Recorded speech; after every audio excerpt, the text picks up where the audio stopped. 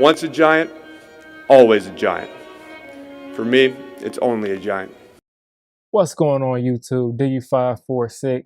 Definitely hit that subscribe button if you're new.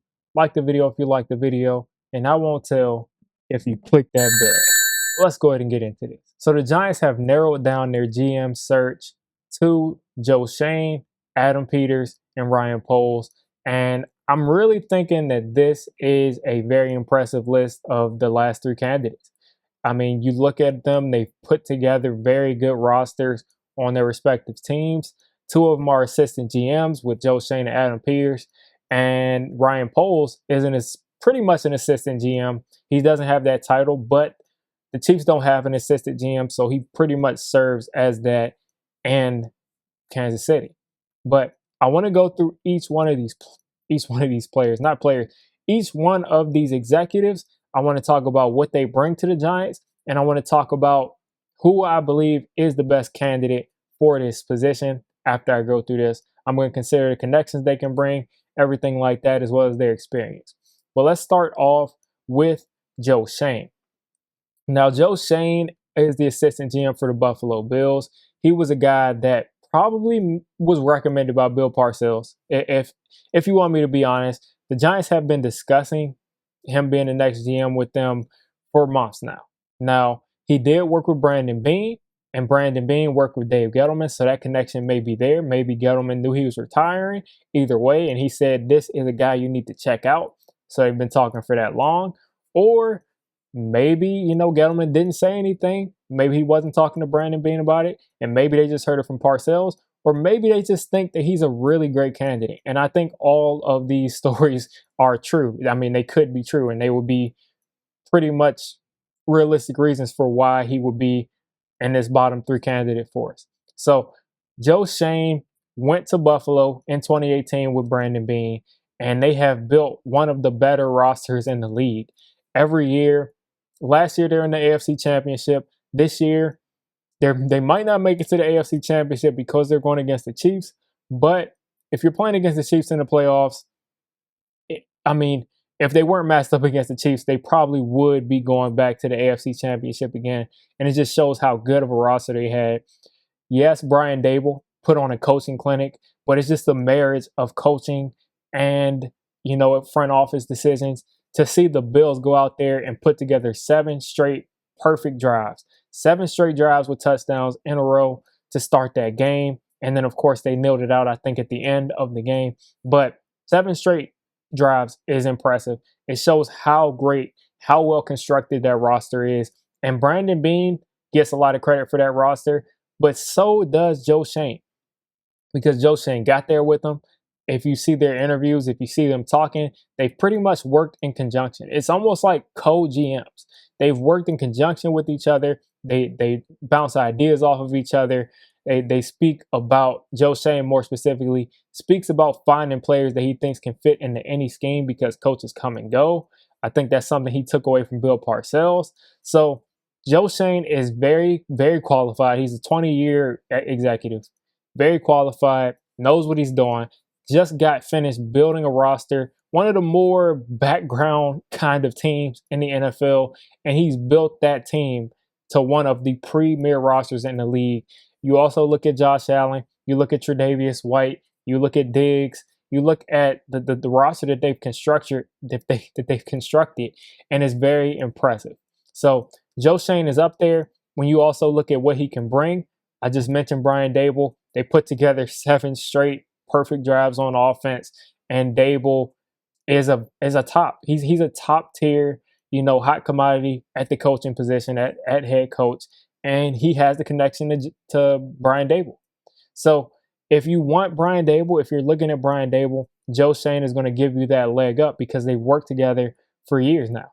They've worked together. They have that connection, and it's very likely that Brian Dable will probably come along with them, which kind of gives him what I think is a huge leg up when you're comparing him to other candidates, because Brian Dable is probably, in my opinion, the best coaching candidate out there right now. If you can compare him to a guy like Jim Harbaugh, who I'm not sure wants to even coach for the Giants, but if you're just looking at who obviously is a head coaching candidate, Brian Dable has to be at that top of that list.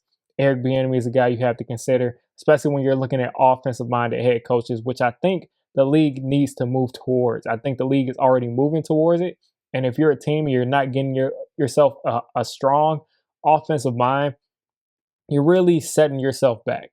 So Dable would come along with it, and I think Dable will be a great hire along with Joe Shane. So that's Shane out of the way. When you look at Adam Peters, assistant GM to the 49ers, Adam Peters, again, is looked at as the creme de la creme, the golden guy for taking talent in the NFL.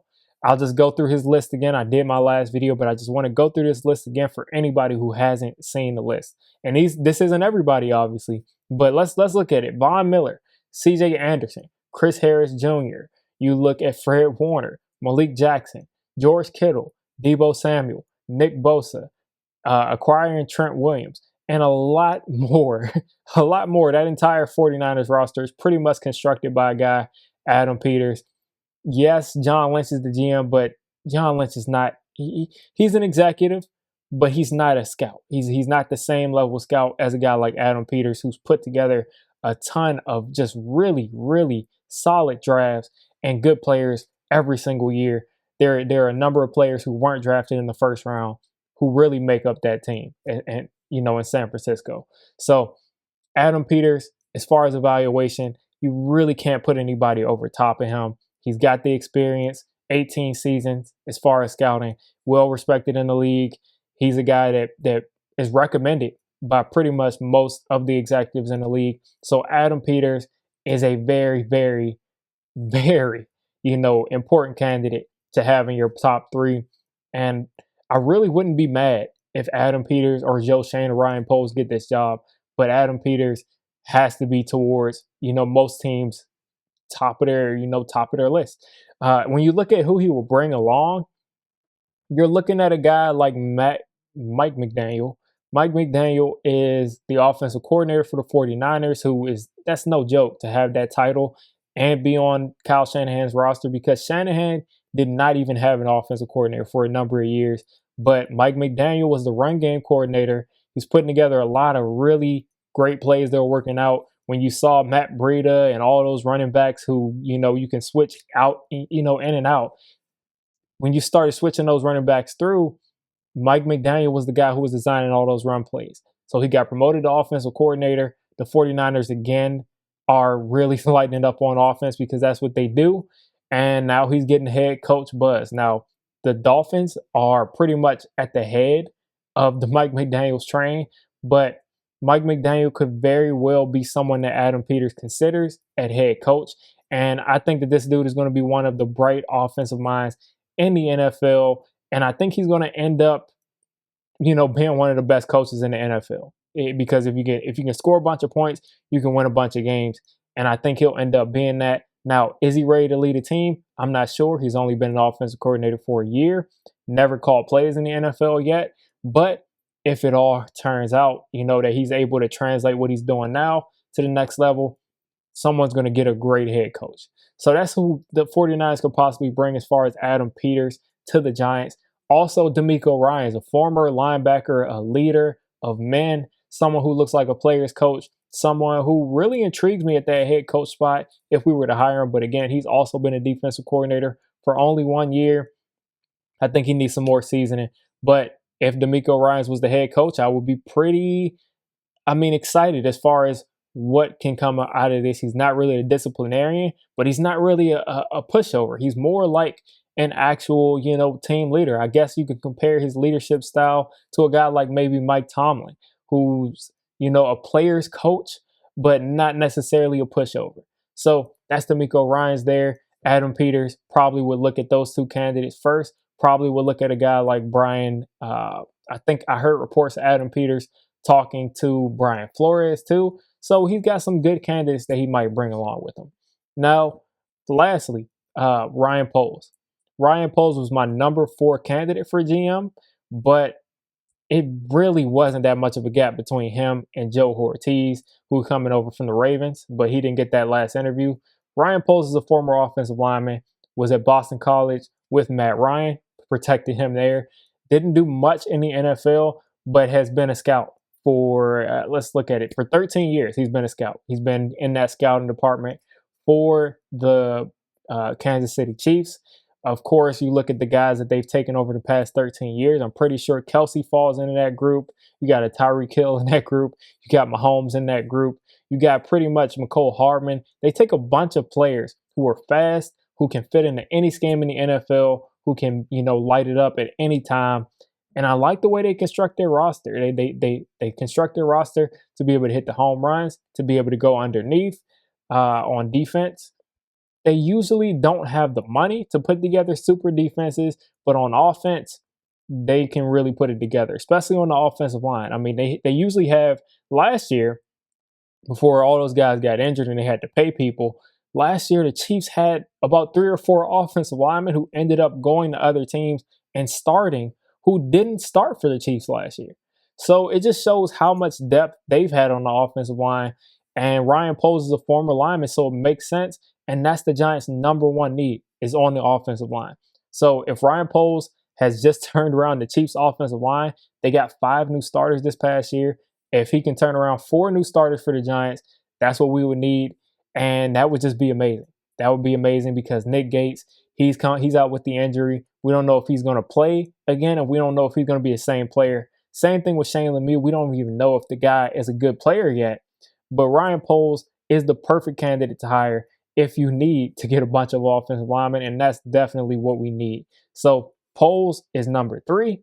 Poles is in the top 3, and it shows that he must have interviewed very well to go over a guy like Joe Ortiz, who is coming from the Ravens, the best drafting team in the NFL, and has been on the Ravens since 1998 and is drafted. It was part of drafting Ed Reed, part of drafting Haloti Ngata and Marshall Yonda. So Ryan Poles to be in this top 3 is an amazing accomplishment for him. And no matter if he gets hired or not, he's going to be a GM somewhere in this league pretty soon. So those are your top 3 candidates. When you look at them and I start to compare them, I really think that Joe Schoen has the edge over the rest of these guys because Joe Schoen has the Parcells connection. He's got the Dable connection as far as bringing Dable along with him.